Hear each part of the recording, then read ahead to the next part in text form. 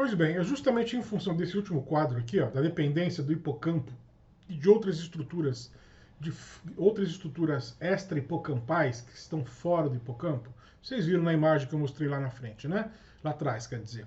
O hipocampo é uma pequena estrutura, né? Lá estava é uma pequena estrutura alongada, né? E hipocampus é o cavalo marinho. Então ele lembra um pouquinho um cavalo marinho. E então essa estrutura ela é muito importante, enfim, para a formação da memória, mas ela não é exclusiva.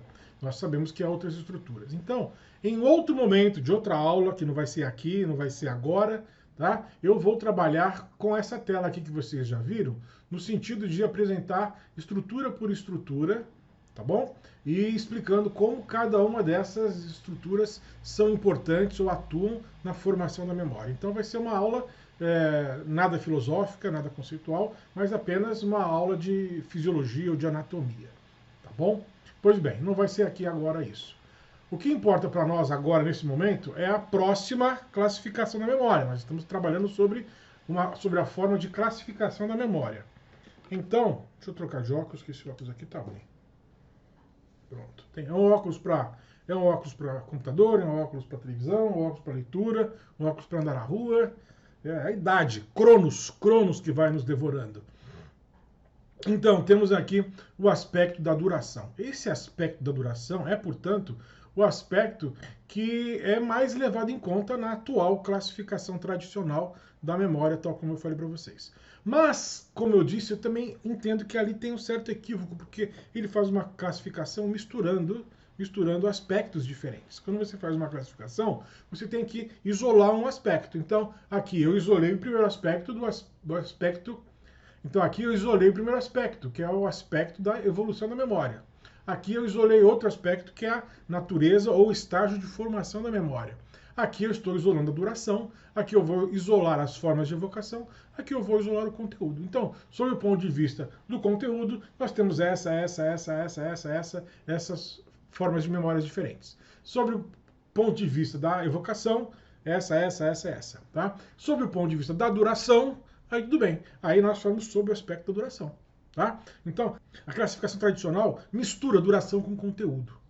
Tá? E qualquer conteúdo, seja ele semântico, episódico, procedural, né, como dizem lá o Turing ou o Badley, qualquer conteúdo pode ser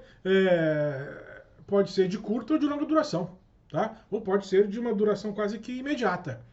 Tá? Eu posso aprender uma coisa agora no violão, como eu já disse, e 5 minutos depois eu não lembro mais. Então eu vou ter que gravar, ou eu vou ter que repetir muitas vezes para garantir que eu não vou esquecer depois. Já teve uma música que eu compus no violão, e depois deixei de tocar por muito tempo. Eu me esqueci da música, me esqueci. Eu não tinha mais como lembrar da música que eu compus, sei lá, 10, 15 anos atrás. Aí o que eu fiz? Por sorte eu encontrei uma fita muito velha. Peguei aquela fita velha, achei um outro aparelho velho que tocava a fita velha e consegui ouvir a música que eu mesmo compus, sei lá quantos anos, 1990 e poucos. E aí eu consegui tocar de novo a música que eu mesmo criei. Tá? Pois bem, a duração, a permanência, portanto, ela é o aspecto mais saliente da memória, porque aquilo que nos perguntam é sempre isso. Como que eu faço para não esquecer nada?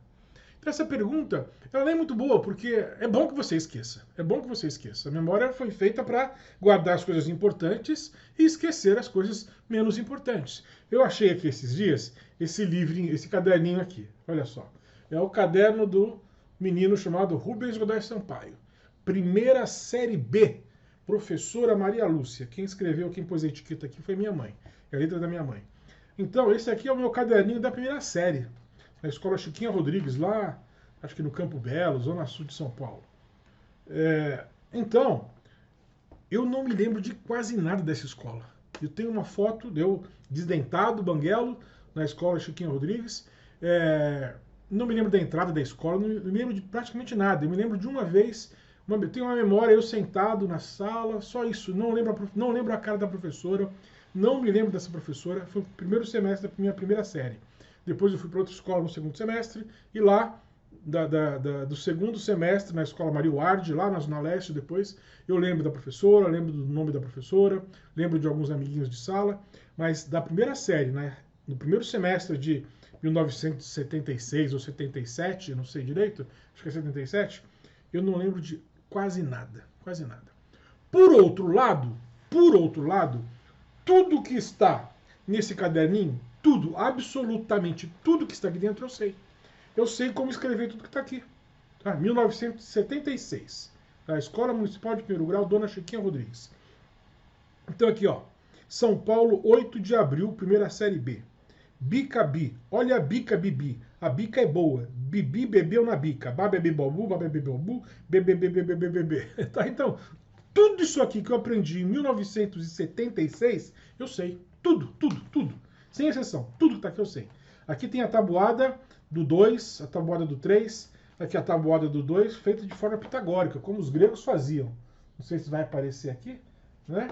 Com os cálculos, né? Com as pedrinhas. Aqui, ó, a tabuada. Mais capricho. Olha só que bronca. Professor. Mais capricho. Cadê aqui? Tinha uma aqui da... Uma aqui... Então aqui tem... Aqui é caderno de português e de matemática. Né? Eu quero aqui um de português que dê para aparecer... De português não, de matemática, que dê para aparecer melhor. Então aqui é a tabuada do 2. 2 vezes 0, 0. 2 vezes 1, 2... Né? Então aqui, ó, com as bolinhas, né? com as pedrinhas, ou como diriam os gregos, com os cálculos. Tá? Então tudo que está aqui nesse caderno eu sei, mas eu não me lembro de nada. Então o que é mais relevante? Lembrar de cada dia, cada um dos dias nos quais eu aprendi isso aqui, ou lembrar do conteúdo aprendido. No meu caso, eu lembro do conteúdo. Né? Então, veja só. Então, e o aspecto mais saliente é justamente o aspecto também celebrado aqui na mitologia grega. Quando nós vimos aqui a história, né, de Zeus, esse cara aqui, Zeus, que mata o próprio pai. Aqui temos as duas figuras de Cronos comendo os próprios filhos. Zeus mata, Zeus briga com Cronos, Zeus consegue fugir da fúria, né, da voracidade de Cronos, cresce, briga com o pai e depois tira de dentro dele todos os filhos, como nós vimos, e depois, para comemorar isso, ele vai lá, se encontra com Mnemosyne, com a memória, deita com ela, tem as 9 filhas, que são as musas, que vivem nos museus, que são as padroeiras da ciência. Então, é esse aqui que é o aspecto mais relevante para nós, que é o aspecto mais destacado, como eu disse, mais saliente, mais perceptível, tá? Que é o aspecto da duração. E quando as pessoas reclamam que elas esquecem, é importante saber que a memória foi feita para esquecer também. Nós temos o outro conto do Jorge Luiz Borges, que é o Funes, o Memorioso, que daqui a pouco vai aparecer para vocês, e Funes não se esquecia de nada. Ele não se esquecia de nada. E não se esquecer, ou seja, lembrar-se de tudo, também é uma tragédia. Então, tem pessoas que têm hipermnésia. Amnésia é esquecer, tá? Não se lembrar. Hipermnésia é lembrar-se de muita coisa. Então, quem se lembra de tudo também está em maus lençóis. Então, nem 8 nem 80. Mas, pois bem, vamos ver aqui a nossa classificação em função da duração. Nós temos uma memória que é imediata, que é essa que eu estou usando aqui agora. Vejam só quantas palavras eu não usei aqui no último minuto, e eu já nem lembro quais foram. Eu posso até ser capaz de refazer o raciocínio, lembrando aqui das telas que eu utilizei com vocês. Mas as palavras vieram para minha consciência, né? Ou como nós dissemos lá atrás, eu tirei as palavras da minha memória, trouxe para a minha memória, eu trouxe para a minha memória de trabalho, e estou aqui falando com vocês agora. É a minha memória imediata. Eu não sou nem capaz de escrever exatamente, com toda exatidão, aquilo que eu acabei de falar. Então, se eu quisesse escrever aquilo que eu acabei de falar, eu teria que ouvir de novo a gravação. Então, é uma memória fugaz, é uma memória efêmera, é uma memória lábil, é uma memória que se desfaz muito rapidamente. Então, nós temos esta forma de classificação da memória em função da duração. Nós temos uma memória imediata, que é essa memória fugaz, lábil, volátil, que a gente compara, inclusive, com a memória RAM dos computadores, né? Seria mutatis mutandis, seria a memória RAM dos nossos computadores. Então, fugaz, efêmera, lábil, volátil, tá bem? Ela se desfaz rapidamente, ok? Muito bem, depois nós temos uma memória que é de curto prazo e que os neurocientistas aí classificam como sendo memórias de 1 até 6 horas. Aí, isso aí varia, tá? Por exemplo, há quem diga que as memórias de curto prazo, perdão, há quem diga que as memórias acima de 15 minutos já podem ser memórias de longo prazo, tá? Mas aqui eu estou seguindo a classificação do Ivan Esquerdo, que é um neurocientista respeitadíssimo, e ele classifica as memórias de curto prazo como sendo aquelas que têm duração de 6 até 24 horas. Tá? E acima de 24 horas seriam as memórias de longo prazo, tá? Que seriam essas aqui, as memórias de longo prazo. O que nós vamos fazer aqui agora, nesse momento, tá? É colocar de forma paralela essa classificação e a classificação anterior. A classificação anterior qual que era? A natureza ou os estágios de formação da memória. Então nós vamos colocar em paralelo aqui agora, olha só. E vocês vão perceber a pertinência desse paralelismo. Então nós temos aqui a memória imediata, que dura aqui uma fração de segundos. Em função da duração, ela é uma memória muito rápida, tá? Que se desfaz muito rapidamente. Agora, em função da sua natureza ou do seu estágio de formação, ela é aquela memória neuroelétrica, ou seja, pura atividade elétrica sem traços bioquímicos remanescentes. Depois nós temos aqui a memória de curto prazo, que é de 1 a 6 horas. Tá? De 1 a 6 horas.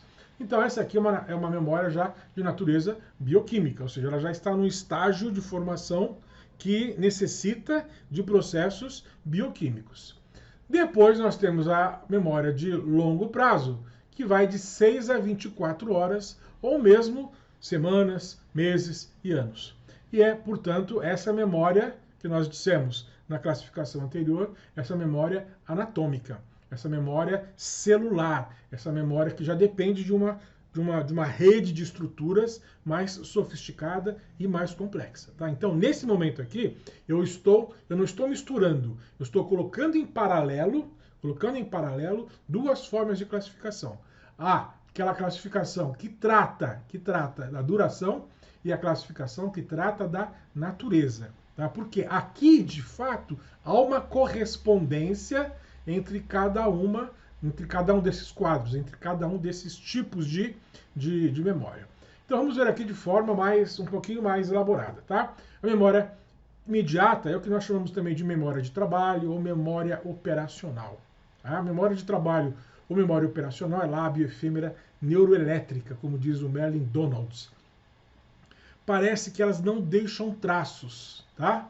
E não formam sinapses, mas depende das rotas já estabelecidas e consolidadas. Tá claro isso? Depende daquilo que nós já temos. O seu uso é rápido, dura frações de segundos, consegue armazenar algo em torno de 7 itens e por pouco tempo. Então, isso aqui não é pouca coisa. Isso aqui é fantástico. Por quê? Por que é fantástico? Porque nós sabemos que nós conseguimos manter, né, manter aproximadamente 5, 6, 7, 8 ou 9, né? 7 mais ou menos 2. 7 mais 2, 9, 7 menos 2, 5. Então, 7, vamos falar de 7 itens aqui, o número mágico, 7 itens. Nós conseguimos colocar 7 itens ao mesmo tempo nessa nossa memória operacional, nessa nossa memória imediata, nessa nossa memória de trabalho. E nós conseguimos combinar esses 7 itens. Então, veja só, quantas coisas não existem no universo.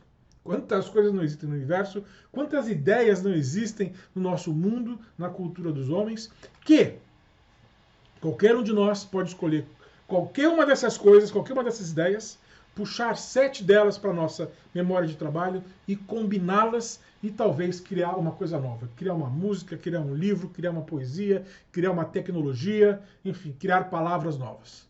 Então, Pode parecer que 7 itens são poucos, mas podem ser 7 itens quaisquer, né? Que podem ser combinados das formas mais inimagináveis possíveis.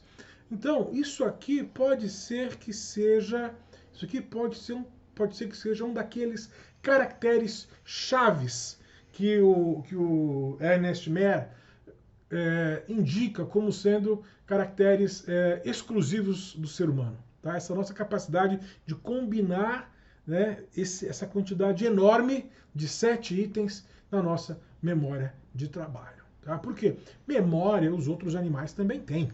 Tá? Nós vimos lá que a lesma com 20 mil neurônios tem memória. Então, não há ser vivo algum sem memória. Não há ser vivo sem memória. Todos os seres vivos têm memória. Então, nós compartilhamos dessa natureza, nós compartilhamos essa característica com todos os outros seres vivos também.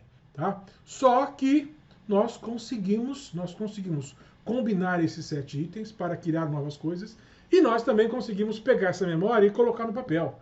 Nós conseguimos fazer com que ela transborde o nosso encéfalo e podemos colocá-la aqui num livro qualquer. Né? Acabei de falar do Ernest Mayr, né? Podemos colocar aqui num livro, todas as ideias dele aqui no livro. Esse sujeito tem um livro que eu acabei de ler agora, que é O Desenvolvimento do Pensamento Biológico. Ele é o Darwin do século XX. E me ajudou muito com tudo isso que a gente está conversando aqui. E ele usa essa expressão de caracteres chaves. Então pode ser que um dos caracteres chaves relevantes, porque falam assim, falam que o que fez com que o homem se tornasse homem foi a linguagem. O que fez com que o homem se tornasse homem foi o seu polegar opositor. Foi a bipedia. Então, ou talvez tenha sido tudo isso junto. A professora Suzana Herculano fala que foi a nossa capacidade de cozinhar os alimentos. Enfim, temos uma série de hipóteses aí, né? Uma outra hipótese que eu coloco aqui agora, talvez seja essa nossa capacidade combinatória, né? Essa nossa capacidade de colocar tantos elementos na memória como outros seres vivos talvez não consigam.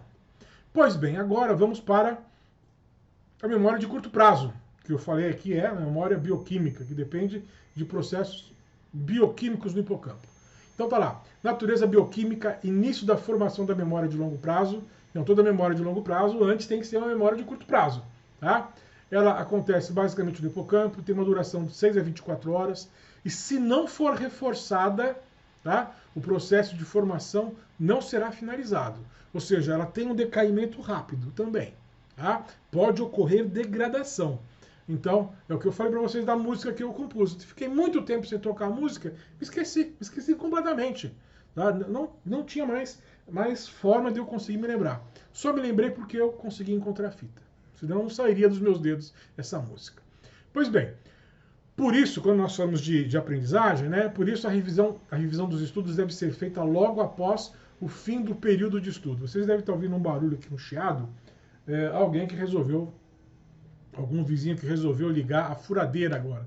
Furadeira ou maquita. Mas não tem problema, a gente vai continuar aqui o nosso trabalho, mesmo com o vizinho fazendo a reforma que ele tem direito de fazer. Né? Então, olha lá, por isso a revisão deve ser feita logo após o fim do período de estudos. Então, quando nós falamos de aprendizagem, é muito comum o aluno falar assim, professor, eu não lembro, estudei, não lembro. Não lembra por quê? Porque ele não sabe quais são os protocolos para fazer com que a memória passe dessa condição sua de memória neuroelétrica para depois memória bioquímica, para depois uma memória celular, anatômica, materializada nas conexões sinápticas robustas que precisam de um tempo para ser constituídas. Tá bom? Então, numa das nossas outras aulas aqui, na verdade eu tenho muitas aulas sobre a revisão dos estudos, porque dentro do método Como Estudar há muitos aspectos, aos aspectos das estratégias, aos aspectos das táticas e aos aspectos da revisão dos estudos. Tá? A revisão dos estudos está dentro das técnicas de estudo. Mas do jeito que eu organizei a revisão, eu tenho conseguido resultados muito bons com os meus alunos. Então, é uma técnica que eu privilegiei e eu estou ensinando de forma assim um pouco mais acurada. Estou me dedicando um pouco mais a reforçar e a divulgar esta forma como eu ensino os estudantes a fazer a revisão dos estudos. Tá? Então, a revisão deve ser feita logo após o fim do período de estudos. não é só isso, tem outros aspectos também. Tá? Mas é importante que ela seja feita para quê? Para reforçar o processo bioquímico até que o conteúdo seja fixado, aprendido, até que a habilidade aprendida seja consolidada de forma mais permanente na MLP, na memória de longo prazo, que é a seguinte. Pois bem, memória de longo prazo. As mudanças são físicas, são anatômicas e, portanto, são mais demoradas. Vocês viram ali nada mais, nada menos do que o Eric Kandel falando que o processo de aprendizagem, de formação da memória, precisa de repetição.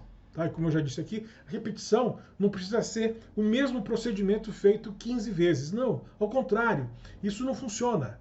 É mesmo aquilo que a maioria dos alunos faz, de estudar 15 vezes, 20 vezes ou 10 horas, 15 horas na véspera da prova, isso que eu chamo de prática intensiva, isso não funciona para formar memória de longo prazo.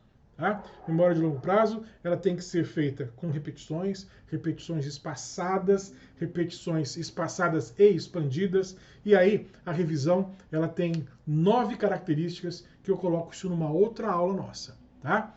Então, não é o caso de aprofundar isso aqui agora, porque tem outra aula para isso, tá bom? Pois bem, então, as memórias de longo prazo, elas envolvem as estruturas sinápticas já existentes e a criação de novas conexões. A memória de longo prazo, ela exige um conhecimento prévio associando-se a um conhecimento novo. Então, quando você aprende alguma coisa que tem relação com algo que você já sabe, você aprende com muito mais facilidade. Muito mais facilidade. Tá? Então, o fortalecimento das conexões químicas e celulares exige tempo e exige repetição. Sem isso, a gente não aprende. Então, essa imagem aqui vocês já viram nessa nossa aula, tá? Nessa sequência de aulas. Nós temos aqui a informação inicial que entra por um neurônio, depois essa informação ela começa a ser formada a partir da conexão com um outro neurônio. Depois, a repetição ocorre, a mesma informação ou uma informação parecida, ela entra novamente, é repetida. Esta conexão aqui é fortalecida. Depois, outras novas conexões começam a ser criadas, tá? Outras novas conexões. Essa conexão aqui, ó, desse neurônio com esse aqui, ó, aqui ela é perdida, mas outra aqui é feita. Essas aqui são reforçadas. Percebe? Isso aqui é um esquema muito estilizado, né? Muito simples, mas a ideia central é essa daí. Então eu aproveitei para colocar aqui só as características da revisão dos estudos, tá bem? Que é um mecanismo que ajuda o aluno, o estudante, o autodidata, a reforçar o seu processo de aprendizagem. Então, são 9 características que eu explorei muito mais, ou seja, tem uma aula para cada um desses aspectos aqui. Tá? Vou colocar tudo aqui de forma só enumerativa.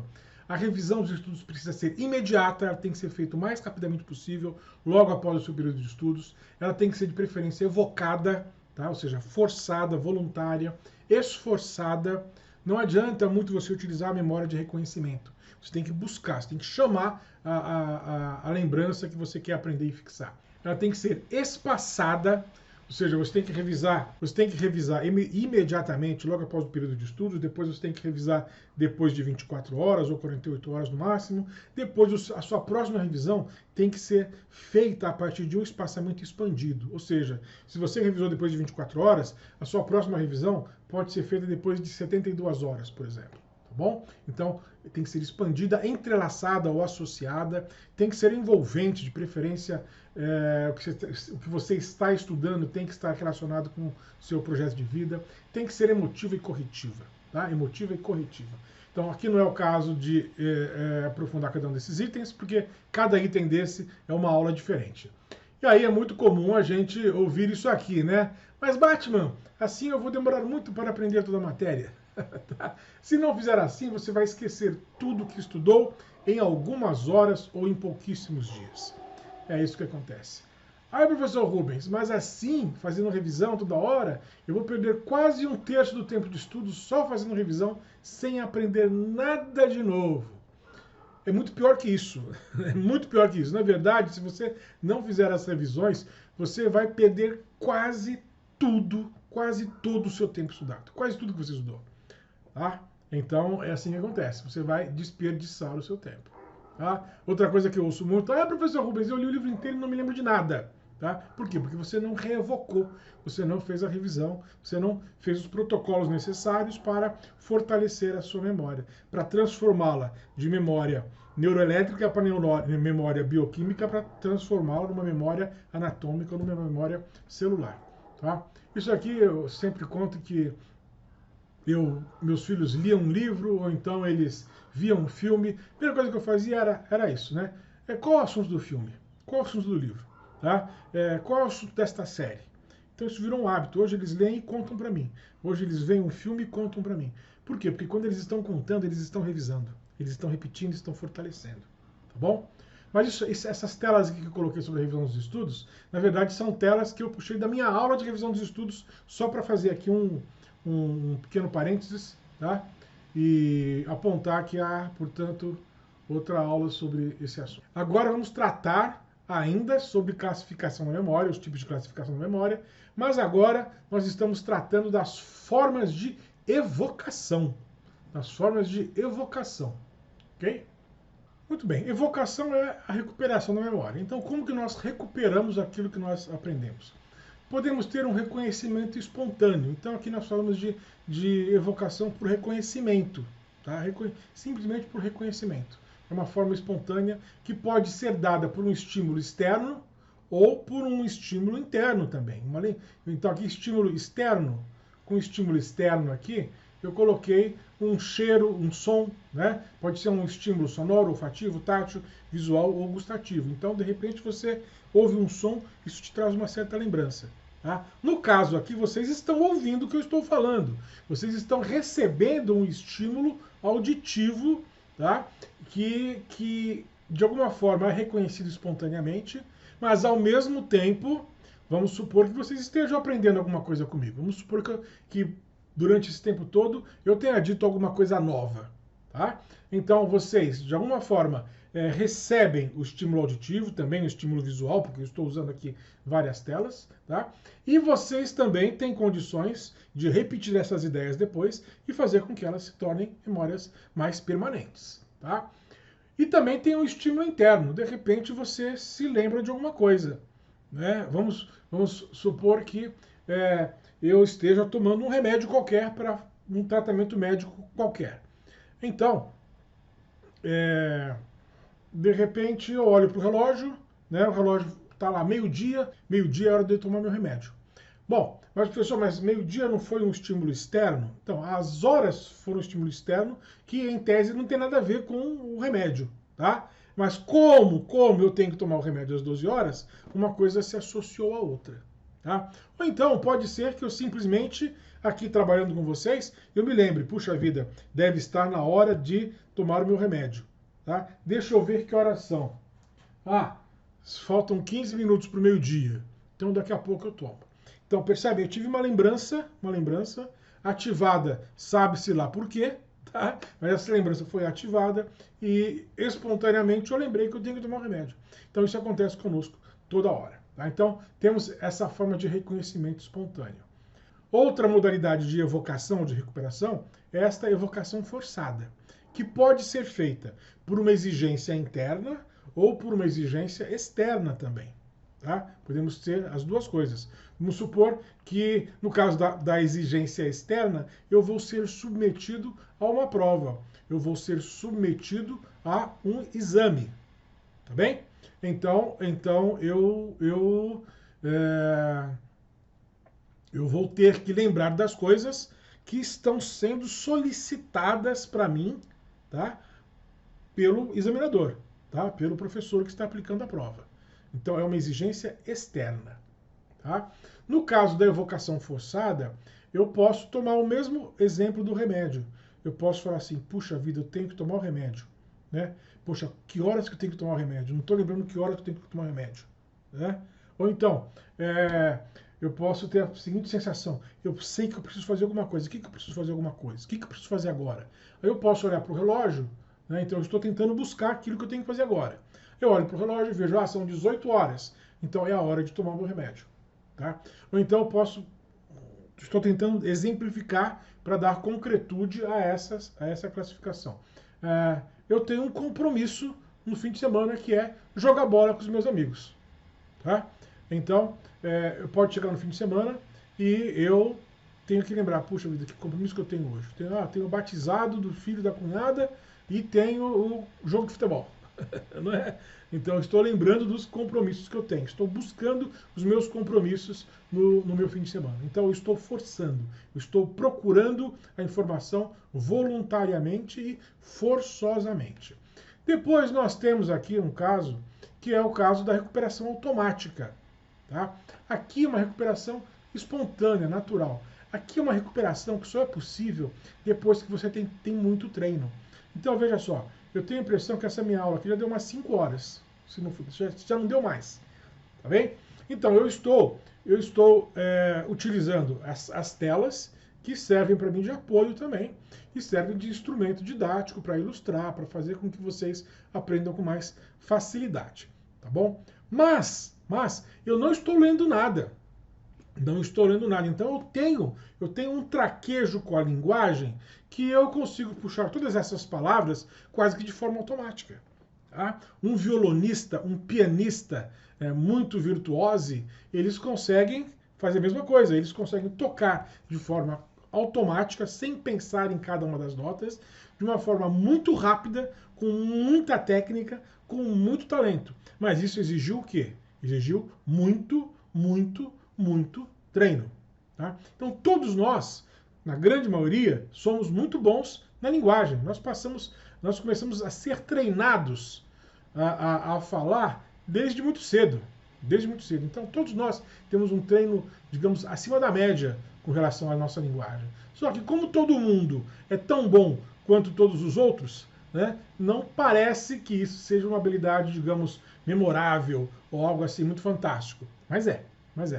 Porque nós temos milhares e milhares e milhares de palavras. Alguns falam que nós memorizamos cerca de 50 até 70 mil palavras.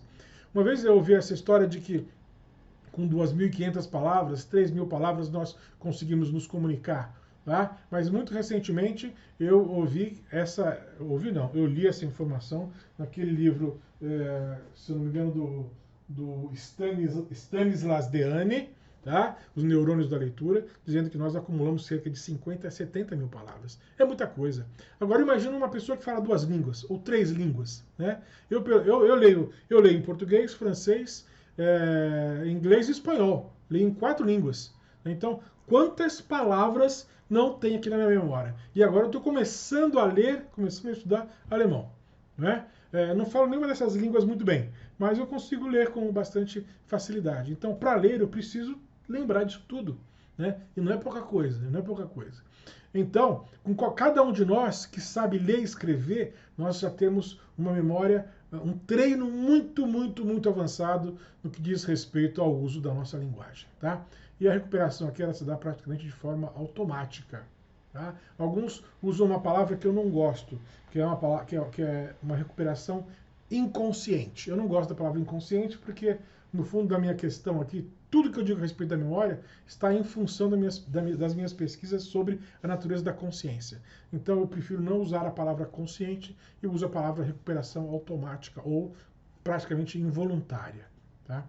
Aqui nós temos um pequeno texto que eu já citei, do Jorge Luiz Borges, Funes, o Memorioso. O texto é maior, muito maior do que isso aqui, tá? Mas eu só vou mostrar aqui um trechinho, né, para mostrar para vocês a característica do Funes, que é um personagem do Jorge Luiz Borges, que talvez tenha sido inspirado num paciente do neurocientista Luria, Alexander Luria. Ele teve um paciente que, se eu não me engano, se chamava Shveder, se eu não me engano, era um russo, e ele se lembrava de tudo. E o Jorge Luiz Borges criou esse conto chamado Funes o Memorioso, de uma pessoa que se lembrava de absolutamente tudo. Então, olha só, num rápido olhar, nós percebemos 3 taças em uma mesa. Nós, normais, comuns normais, né? Nós, mortais comuns. Funes percebia todos os brotos e cachos e frutas que se encontravam em uma parreira. Ele sabia as formas das nuvens austrais do amanhecer do dia 30 de abril de 1882. Ou seja, ele se lembrava das formas das nuvens de todos os dias da sua vida, desde que ele tivesse olhado para as nuvens, né? E podia compará-los na lembrança às dobras de um livro em pasta espanhola que só havia olhado uma vez, e as linhas da espuma que um remo levantou no Rio Negro na véspera da ação de quebrado. Então, olha só, ele se lembrava das linhas da espuma que um remo levantou no rio. Ou seja, ele conseguia absorver praticamente tudo. Essas lembranças não eram simples. Cada imagem visual estava ligada às sensações musculares, térmicas, etc. Então, é o que chamo de sinestesia. E isso era exatamente o que acontecia com o paciente do Luria. Tá? Ele falava que cada coisa que ele olhava e da qual ele se lembrava, esta coisa estava associada a um cheiro, a uma cor, a uma temperatura, enfim, era um processo sinestésico de entrelaçamento das próprias sensações. Então podia reconstruir todos os sonhos, todos os entre-sonhos. 2 ou 3 vezes ele havia reconstruído um dia inteiro. Não havia jamais duvidado, mas cada reconstrução havia requerido um dia inteiro. Então, para ele se lembrar de tudo que ocorreu num dia, ele gastou um dia. Tá bom? Então, vale a pena ler, porque é uma situação bastante insólita. Então, tem uma passagem no mesmo texto do Funes, do Jorge Luiz Borges, que ele fala do cachorro. Então, ele tinha a lembrança de um cachorro de frente, outra lembrança do mesmo cachorro de lado, outra lembrança do mesmo cachorro por trás. Então, qualquer coisa que ele pegasse e olhasse, pegar esse grampo aqui, e ele vai se lembrar de todas as características desse grampo, tá? Em todas as posições dele. Então, era uma memória absurda. E isso prejudicava a vida dele. Tá? Depois, um outro texto interessante é o do Marcel Proust. É um texto que eu não li, é um texto gigantesco, né? Em Busca do Tempo Perdido. Mas ele sempre é citado porque o texto começa com uma lembrança que lhe é provocada quando ele vai comer um doce, chama-se de uma madalena, né? A madalena. Ele vai comer aquele doce e naquele momento todas as memórias dele começam a ser ativadas e a partir dali ele escreve o seu texto. Tá? Mas é um texto que isso que eu estou dizendo é apenas uma citação indireta, porque eu não li o livro do Proust. Muito bem. Agora nós vamos para mais um tipo de classificação da memória, que é a classificação por conteúdo. Tá? Ah, professor, mas você está colocando formas de evocação, mas não está colocando aqui formas de apreensão. Tá? Ou seja,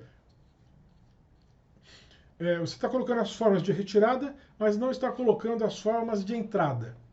De fato. Eu vou colocar isso também.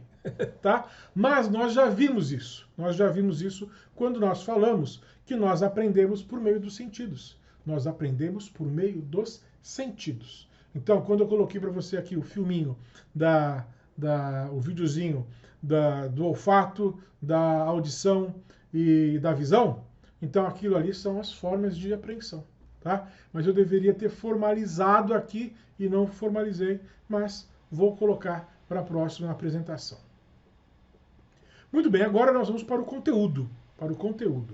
E aqui é que os grandes aí, o Wendell Tuvig, o próprio Alan Baddeley, dividem o conteúdo em conteúdo explícito e conteúdo implícito, tá? Como eu já disse lá atrás. Só que a questão do conteúdo, ela é apresentada como uma fragmentação, né? uma divisão, uma ramificação da memória de longo prazo. E eu posso ter uma memória explícita ou implícita de uma memória de curto prazo. Que seja de curto prazo. Eu posso ter uma memória explícita ou implícita que seja de uma duração quase que imediata. Tá? Então, que essa divisão seja única e exclusivamente de uma memória de longo prazo, isso não me parece pertinente. Eu acho que escapou aí a esses autores, que são grandes autores, então, com todo respeito a eles, né? Eu acho que isso escapou a esses autores. Então, olha lá, ó. Eles falam de memória episódica, eles falam de memória semântica, eles falam de memória autobiográfica, tá? falam de memória procedural, mas todas essas memórias aqui, elas estão dentro do conteúdo de longo prazo. Tá? Todos esses conteúdos aqui estão dentro da memória de longo prazo. E eu posso ter uma memória episódica de curtíssimo prazo, ou imediata, ou curto prazo, ou longo prazo. Né? Todas elas, todos esses conteúdos podem, portanto, ter aqueles 3 patamares, aqueles 3 níveis de duração. Tá? Por isso que eu acho que ali tem uma certa confusão naquele modelo de classificação. Então, em termos de conteúdo, nós temos uma memória episódica, que é a memória do que aconteceu conosco hoje, por exemplo. Hoje eu fui empinar pipa com o meu filho. Hoje eu fui ao médico. Tá? Hoje eu almocei. Ótimo, hoje eu almocei. Tá? Lembro o meu almoço de hoje. Mas eu não me lembro que eu almocei na terça-feira da semana passada. Não me lembro, não tenho a mínima ideia do que eu almocei na terça-feira da semana passada. Tá? Não tem como lembrar. Foi um episódio e foi embora. Não, foi um episódio que se perdeu, né, no próprio dia. Tá? Não tem relevância nenhuma isso.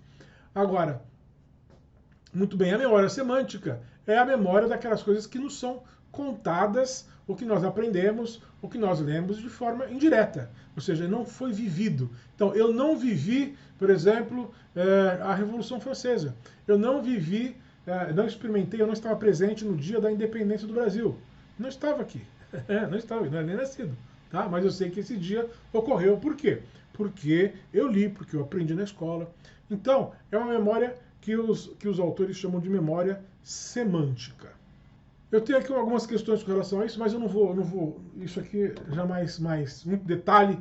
Então a gente vai digamos, permanecer com esse aspecto da memória semântica. Tá? Porque de alguma forma, tudo que eu sei, ainda que eu não tenha vivido, né, eu aprendi num dia qualquer. Como eu disse aqui com o meu caderninho. Tudo que está aqui eu sei até hoje, mas eu não me lembro dos dias. Então, houve um episódio, né, no qual eu aprendi isso aqui. Houve vários episódios. Eu fui vários dias na escola. Está aqui, 16 de abril de 1976. Então, o que eu aprendi no dia 16 de abril de 1976, eu sei até hoje. Tá? Mas eu não me lembro de nada desse dia. Absolutamente nada. Então, a memória semântica eu aprendi dentro de um episódio. Né? Episódio este do qual eu não lembro. Tá claro? Pois bem, depois temos a memória autobiográfica, que são as memórias minhas.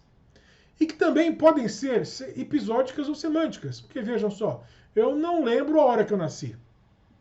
Mas na minha certidão de nascimento está escrito 21 horas e 5 minutos. Tá? Eu não lembro o dia, mas eu estava lá. Eu não lembro o dia do meu nascimento, mas eu estava lá. E meus pais têm algumas histórias sobre o dia do meu nascimento. Tá?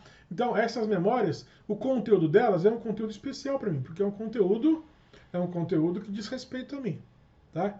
Mas do ponto de vista neurológico, do ponto de vista celular, bioquímico, né, que eu saiba que eu tenha nascido no dia 28 de dezembro, tá, de 1968, não é nada diferente de saber que o meu irmão nasceu no dia, vou inventar aqui, tá bom? No dia 15 de outubro de 1972.